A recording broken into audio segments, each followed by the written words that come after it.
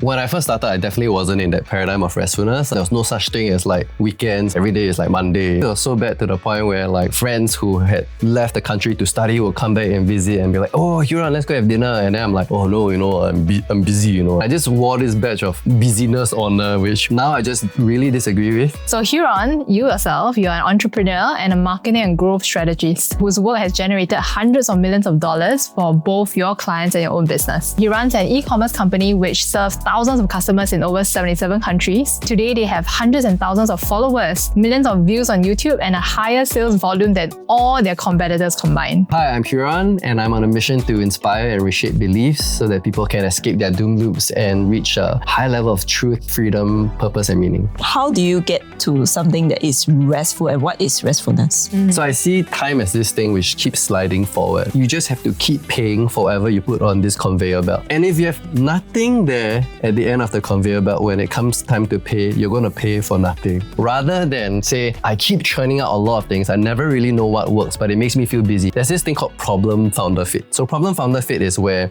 you care so much about an industry and about a problem and about a whole thing, and then you start to form your own opinions about it. It's the opposite of burnout, right? If burnout is, I put in 5x effort, I get back 1x. This is, I put in 1x effort, I get back 5x. As entrepreneurs ourselves, as business owners ourselves, how do we sit back and think about the things that matters?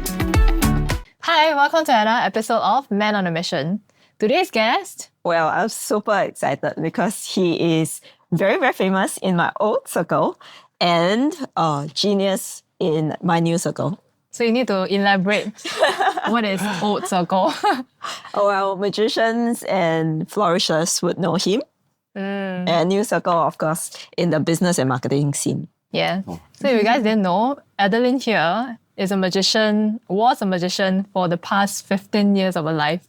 Yes. Yeah, so that's your old life, right? Yes. And your new life, you are a marketing consultant now. Yes. So, yeah.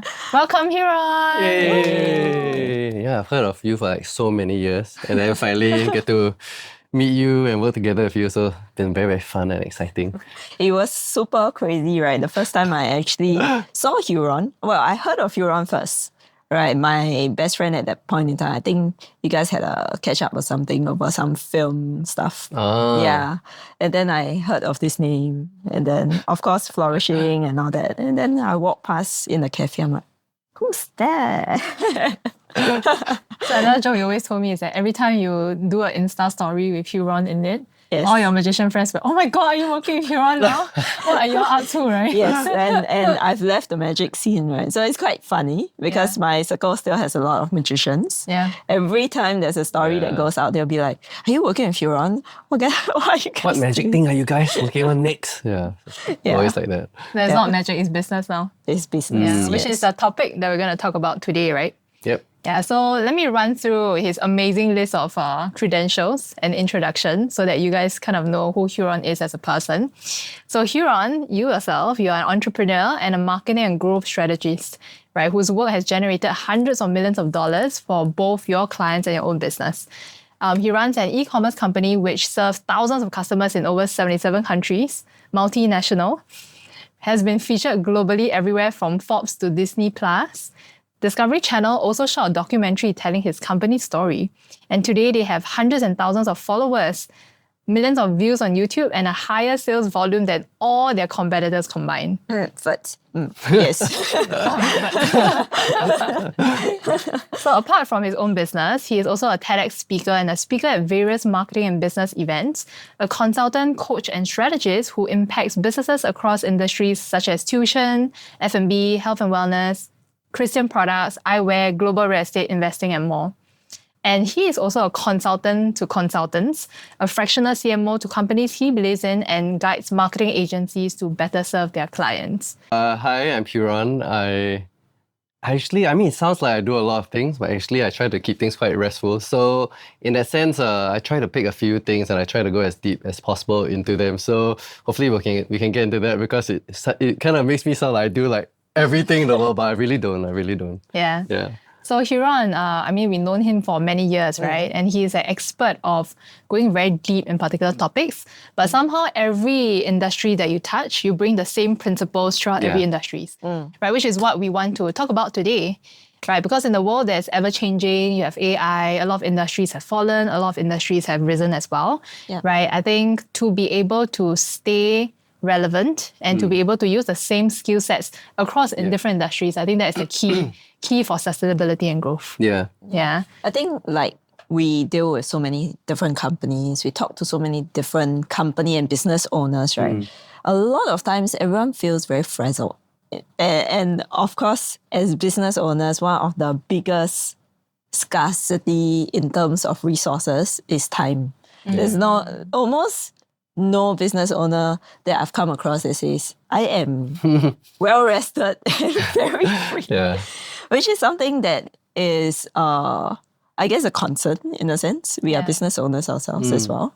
So, like, how do you get to something that is restful, and what is restfulness? Well, what is restfulness? Yeah. I think I only know what restfulness is because of how unrestful my life was. Because share like, more. What do you mean by that? I mean, when I first started, I had this idea, like, if this idea of what leadership is supposed to be like, what running a business is supposed to be like, and there's these ideas which you maybe adopt from TV or these big names which you read about, you're very inspired by, right? And then it's like, oh, I have to, people must show up at this time and for this amount of hours, and they must do it in person, and then all these things must occur.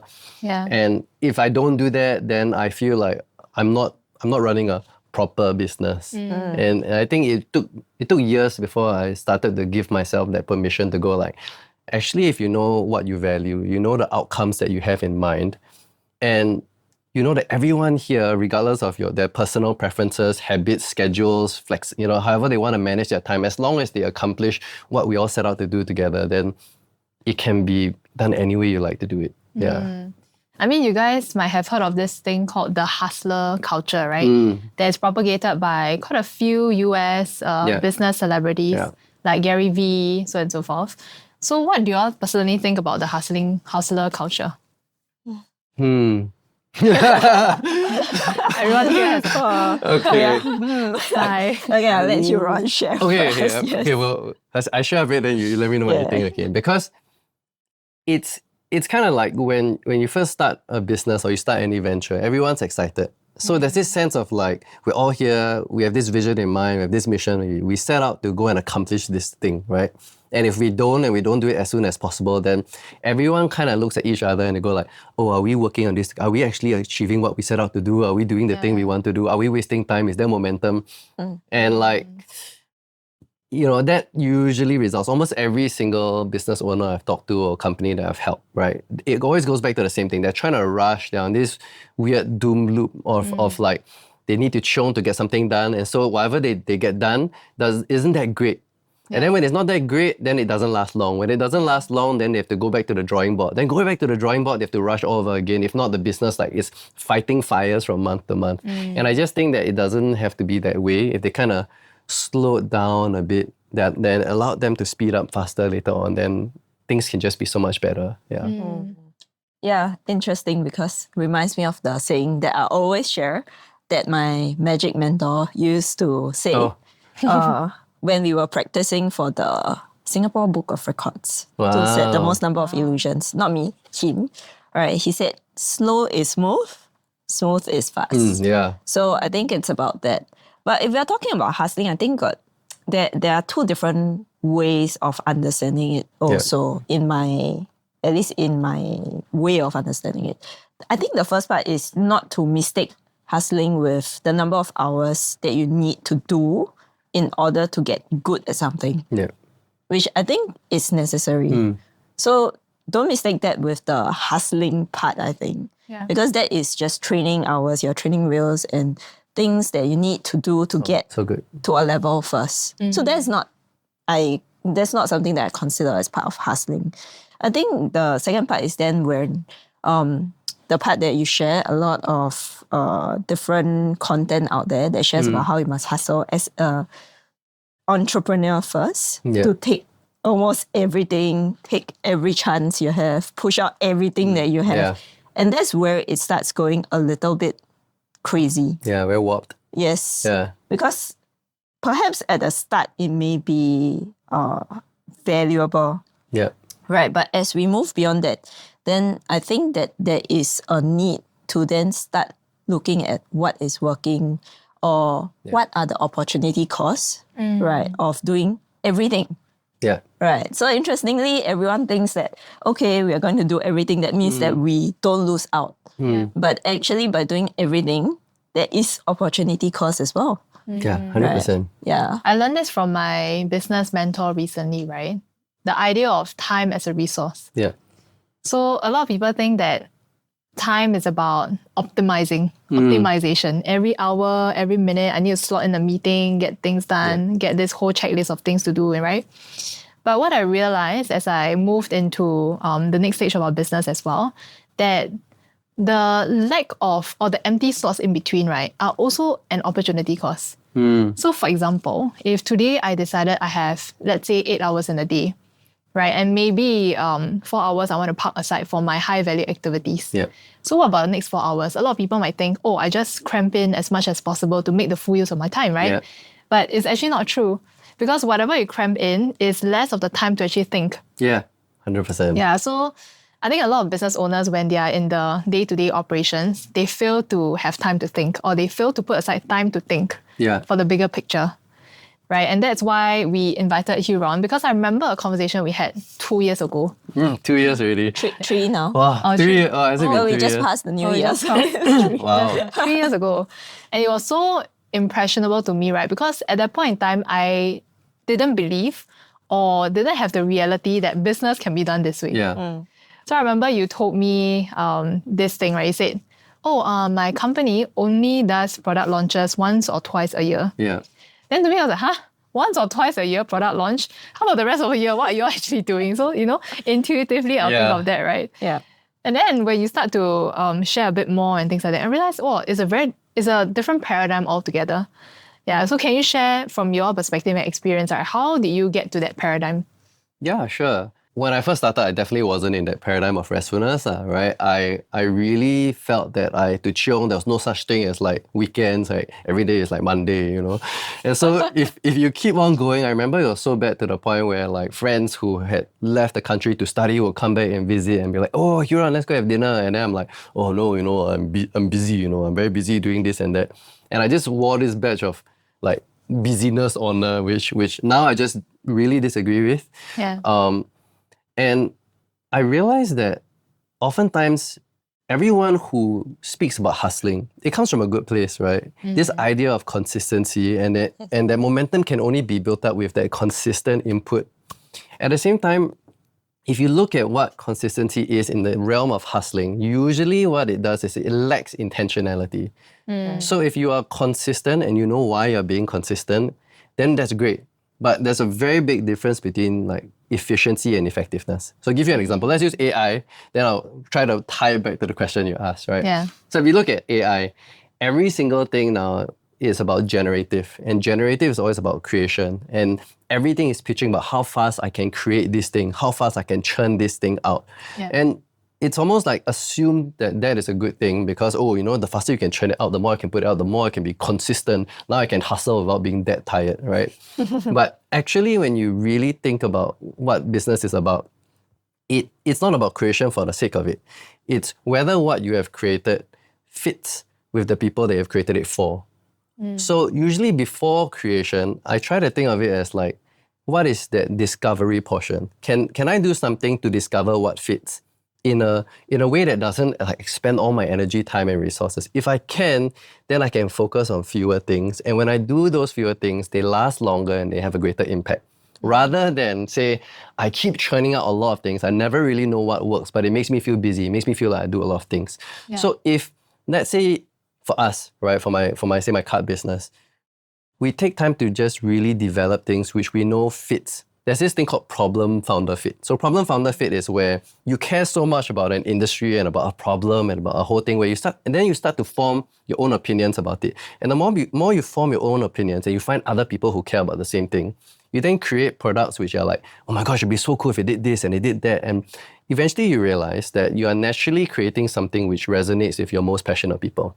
And if you take the time and you allow yourself the time to develop that, you really can create something that fits and that resonates. And when you discover it, you test it in small ways first and you say, okay, this really fits. then I don't need to be like my competitors who maybe release a deck every week, every other week. There's one who did 16 decks in one day. And I'm like, why would you drop 16 in a day, you know?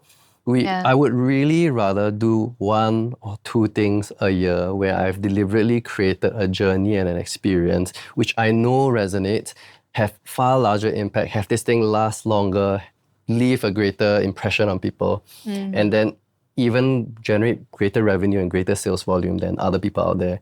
And I think that people take the time to really just put that care and the polish into what they do, then the things can go further and last longer. But on that note though, do you think that isn't it very scary? Yeah, it is very scary. Okay, 100% is very scary. Okay, let me check. Yeah, you're asking like, isn't it scary to bet your company on 1 or 2 things a year, I mean, right? as a business owner, I mean, I don't release decks, right? But presuming that if I am, like, for example, I am betting in a sense, putting all of my resources into one single funnel. I mean, as an analogy, the same, right? One single funnel, a single ad channel, and a single ad. Isn't that very scary as well? It is. It is. It is, but it also depends on why people are buying from you. So, for example, right, if let's say I am a more of a problem solution company. So if I'm a problem solution company, then I say, hey, you know, I come here, I help you solve these problems. And here I am, right, where my unique approach to solving something has to be correct and superior compared to everybody else. And sometimes if it's untested and I have to test it based on that, I have to bet on that amazing way of solving a problem, it can be quite risky because you don't know how this thing will play out in the real world. Whereas, let's say, for our card side, we did start off as a bit more problem solution. Means we went like, okay, what is missing? So what I do is cardistry. So if cardistry is not really magic, right? So for the Singaporeans who watch this, there's this show called 双天至尊. So the Unbeatables, right? Where they would do like this crazy... You just exposed all of our age. Yeah. So that show, right, showed cards flying in the air. And the idea was like, oh, you know, cardistry is the act of doing this beautiful artistic manipulation, but without gimmicks and CGI and strings and magnets and all that, right? And so one day, like, my guys and our team sat down and said, hey, actually what is, you know, we believe that in design, form follows function, which is to say how something looks begins with how something works, right? Okay. And if so, what is the function of cardistry? And so we went one whole round and eventually we said, actually, if this thing is a visual art form, then wouldn't its function be its form? Wow. So we're like, okay, if its function is its form, then what it should do, right, it should function to express form better, and therefore its form should serve that function. And so because of that, we eventually developed a deck of cards that would visually accentuate, amplify all the movements, patterns, and forms of cards, right? So it started that way, very problem solution, where we're like, hey, this thing is missing in cardistry. How can you create the best tool to help artists better express themselves? But over time, we started looking at each other and saying that, are we fully satisfied with that? Maybe not quite. Maybe what we are really looking for is to take messages of meaning and story and belief and place it in there. We've already established that we can solve this artistic problem. Now can we shift more into the expression zone? And so now let's say someone is here because we share meaning, right? We've actually created this series of cards, which is called the Moment series. And instead of focusing on the problem and solution side, the Moment series shares about shared experiences, shared meaning, stories, aspirations that we have as people, right? And we take that meaning and we kind of map it onto products. So if all of us can share that, and this thing then embodies that, right, then it feels like we're all here to share about that. It's about this brand that people have bought into where we all bond over, rather than, will this thing solve my problem or not? So then it's less of a bet for me.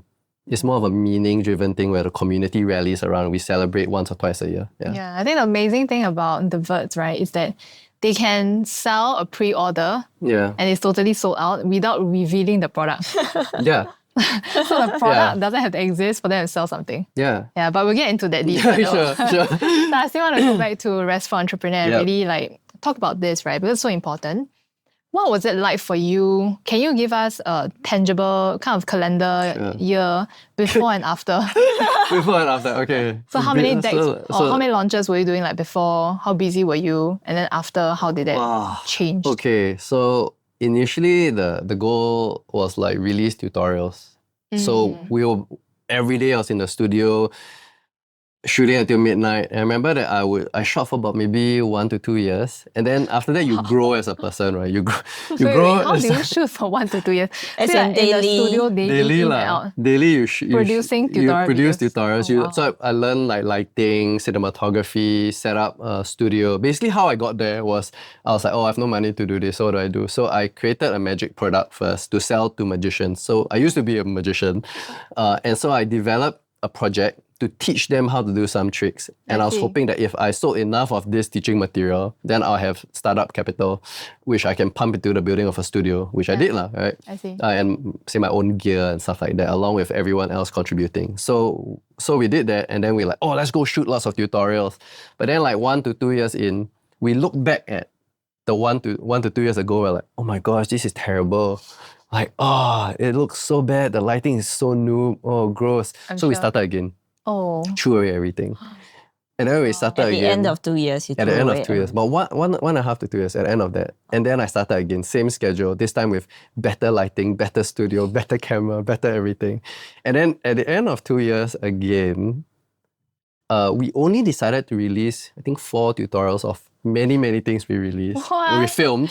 Only released 4. And the rest of it, we looked at it, we were like, I think the lighting really cannot. Wow. Yeah, and we threw it all away again. So it's not like all my busyness resulted in so many launches. It's more like all of that resulted in nothing because I was hustling so hard and I had this sense of perfectionism. And you know what they say about perfectionists, right? They don't get anything done. Yeah. So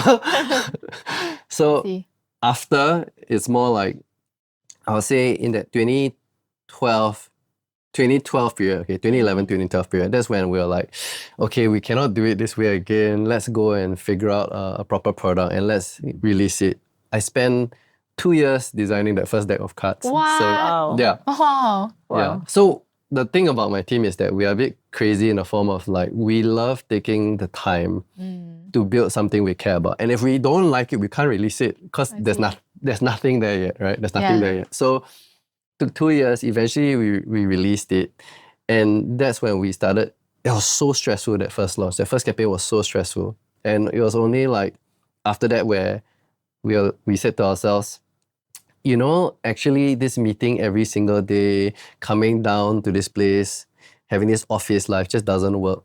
None of us are early birds. I think half of the team woke up after 2 p.m. anyway. Wow. So they're all like night owls. And here I am trying to force this thing, right? Like, you better work in this way. So 2014, we're like, actually, let's go remote. Everyone, let's just go remote. We'll meet and discuss when we have to. We'll gather in the studio when we need to shoot. And if we can just do this once a year, then great. And every year the business doubled. So it worked, right? So, yeah. Wow. So from 2 years of daily hustling. Yeah, Sounds like more 4 than years. that. More than that. Yeah. 2 plus 2. 2 plus 2. 2 plus to 2 like- plus 2 for plus the deck. 2 for development. the- Yeah. A time horizon of 2 years, you launch a product. Yeah. What was that experience like for you? Wow. Existential. Yeah. Existential, right? Because at the end of like working so long, I like this definition of burnout. Okay. So burnout is where the fruit of what you do is nowhere near the effort you put in. And so you feel this sense of, what did I do all of that for? Was all the effort I put into all of that like worth anything? And so people feel burnout, right? There's a disproportionate kind of outcome in a bad way. Yes. And so we just felt like, do we really want to do this? So initially after that 4 years, we took a break. And then after a while, we were like, no, actually we love this and we want to do it differently. We want to do it better. We want to make sure that this time we don't burn out. Yeah. So the existential thing went towards like, okay, how do we go remote, right? And the feeling when we went remote was just like, why weren't things always this way? So you went remote before COVID. COVID happened what, 2020 or 2019 February, Yeah, right? 2020. 2020, yeah. So 2020. COVID did nothing but improve my business. Wow. Yeah, because we were already remote. It changed nothing. And during that period of time, everyone was staying at home. And so all they did was buy things online, which only helped my business to grow. So COVID was I know it's tough for a lot of people, but for us, really, it was business as usual. Yeah. I see. What's your take on burnout? Any experience? I think, what's my take? Yeah. It's not fun. You had instances of burnout, right? I think throughout my life, I have done many different things also. Yeah. At some point when I was in Magic, I was doing crew work. I was running kids shows. I was running an e-store. All Magic, right? Yes. I was doing the show management. And I was in school. Yeah. Right. At some point, it came to a meltdown where I realized that I feel like this pile of sand, that I keep having to like split here, split there, split and split and split. And after I split, I'm like, not enough. I've got to push some more. And I just keep trying to rearrange things around these 5 piles. Of sand. So the sand, what was the sand like Sand kind of is me, representing? so it's like just your energy, your time. Yeah, I feel like it's just like one arm here, one leg my God. there. One head is here. Oh, this head is not enough. Let's shift this over here. Oh, shit, man. this is missing now. Let's put this over here. Yeah. And at the end of it, it is like what you mentioned, I think, which is the sense that I could have done a lot more if I was able to look at the right focus, I think. That's the right word. Not choose. That's so good. Not choose per se, Yeah. but really look at the right focus and understand opportunity cost. Yeah. So, at that point in time, I think for me, it was a period of real growth as well. So, I put that as my own journey of learning how to manage time. So, because of that particular journey, I think later on when I am doing a lot of things still, it didn't feel as bad. I see. But I can feel that it drains me as a person. And of course, at the end of the day, you're like, what's this all for?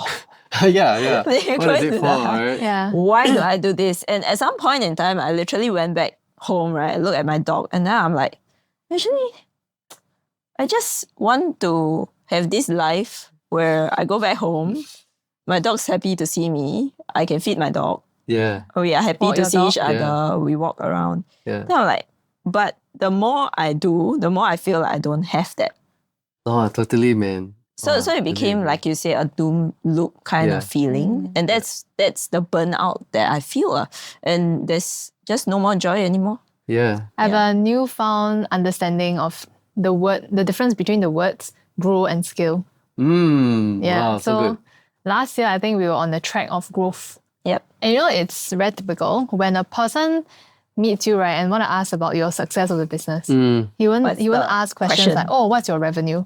That's usually not a question. But the usual question is, how big is your team? Oh, how big is your team? Right, right. Yeah, so I think that is a very traditional way of understanding the success of business. Yeah. Which traditionally, a lot of people look at business growth as grow the team, then your business revenue grow, and then it grows like that, right? Almost linearly.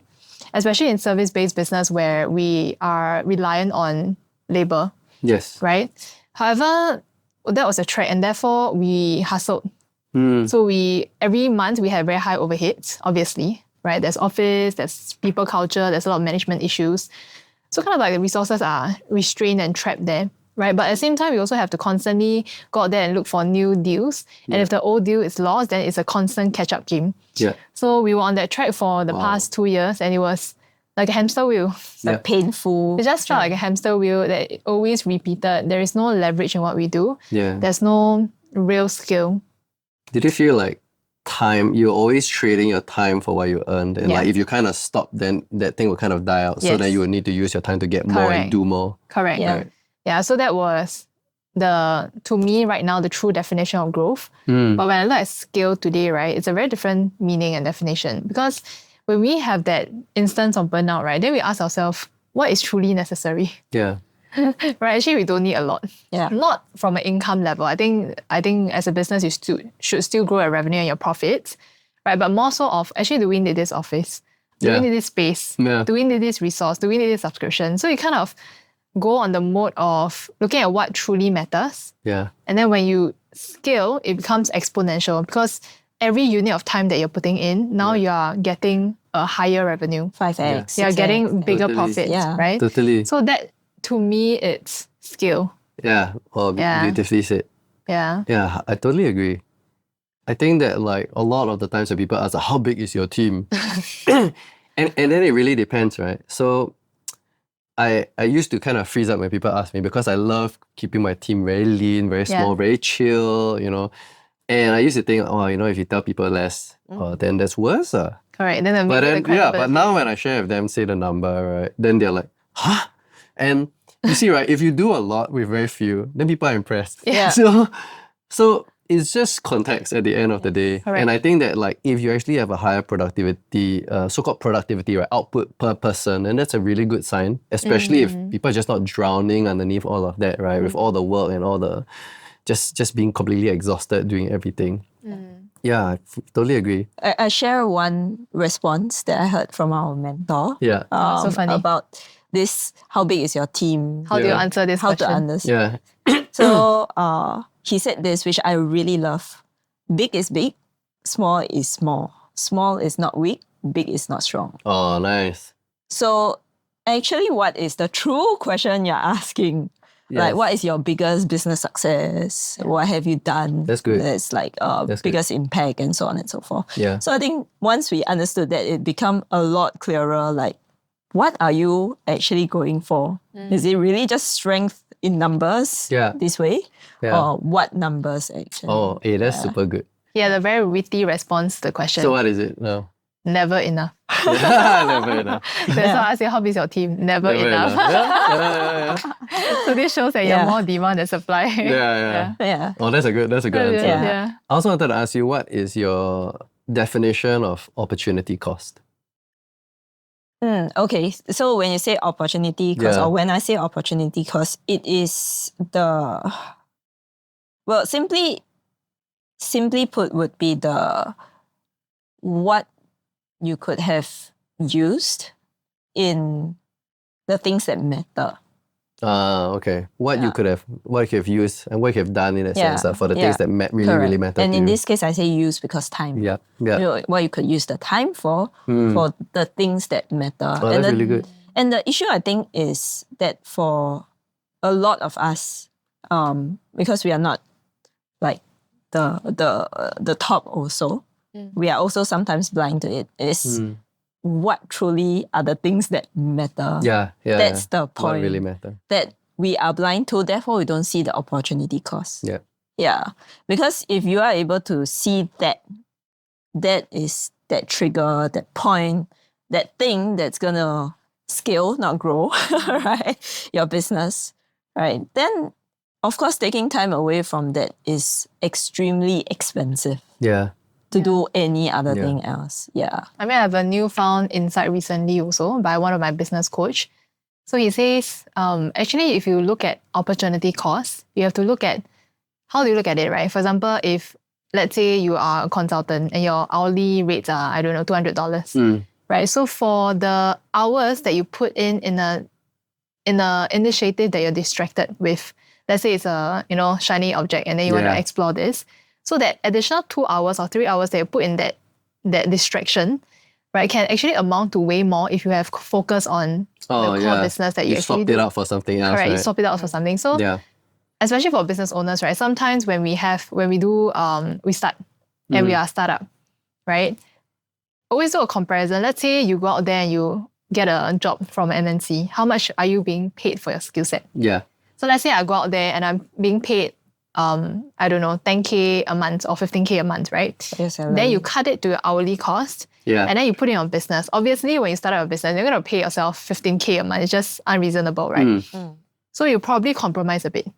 right? But every dollar that you compromise, what are you building in your business? Yeah. Right? If you're building something that you constantly have to be on the hamster wheel, then you're not really building a business. Yeah. Isn't it better if you go out there and get a job from an MNC? Yeah, exactly. Yeah, so that is the newfound wisdom that I have. I think makes a that lot of probably sense. ties back to what you said, which is the end of the day that the burnout is because of the outcome doesn't make sense. But we can't really place it in words. I think what your mentor did was just broke it down into tangible numbers. Yeah. Right? But we get a sense of it. We can't express. We don't understand how and why. Yeah. And then we becomes burnout. Yeah. Totally. Yeah. So in the next episode, we're going to go into how. Right? Because it's about, yes, it's important to be a restful entrepreneur.